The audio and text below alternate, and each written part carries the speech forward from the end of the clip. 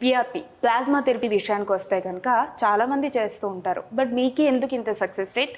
అలాగే పిఆర్పి చేయించుకున్న వాళ్ళు ఎలాంటి జాగ్రత్తలు తీసుకోవాలి? ఈ ప్లాస్మా థెరపీ అనేది రకరకాల మంది, అంటే ఇప్పుడు డిఫరెంట్ కిట్స్ ఉంటాయండి.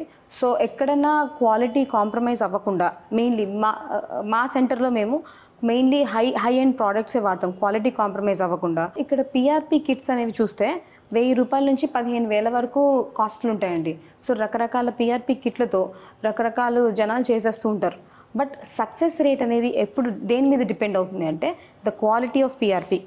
ఎందుకంటే గ్రోత్ ఫ్యాక్టర్స్ ఎందులో ఉన్నాయి, గ్రోత్ ఫ్యాక్టర్ కాన్సన్ట్రేట్ అనేది ఇంపార్టెంట్ అనమాట.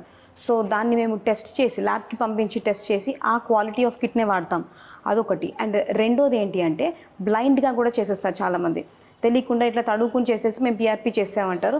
అండ్ చాలామంది పేషెంట్లు మాకు పిఆర్పి పని చేయలేదంటారు.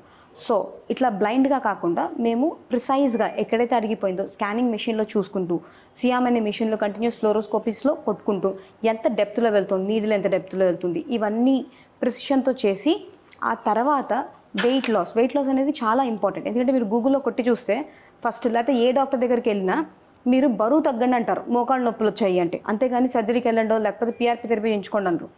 సో ఫస్ట్ ఆ వెయిట్ లాస్ మీద కూడా కాన్సన్ట్రేట్ చేసి అండ్ దాని తర్వాత వెయిట్ లాస్ ఎలాగా? So 2 things. ఒకటేంటి, మాకు ఇక్కడ స్పెషల్లీ సర్టిఫైడ్ డైటీషియన్స్ కానీ అండ్ ట్రైనర్స్ ఉంటారనమాట, physiotherapist and medically exercise trainers ఉంటారు.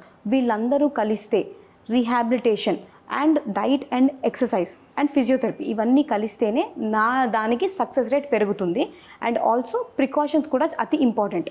సో ప్రతి పేషెంట్కి ఏంటి లిమిటేషన్స్, వాళ్ళ గ్రేడ్ని బట్టి మేము ఆ లిమిటేషన్స్ని కనుక్కొని అండ్ దాని ప్రకారంగానే నేచర్ ఆఫ్ వర్క్ని మాడిఫై చేస్తాం.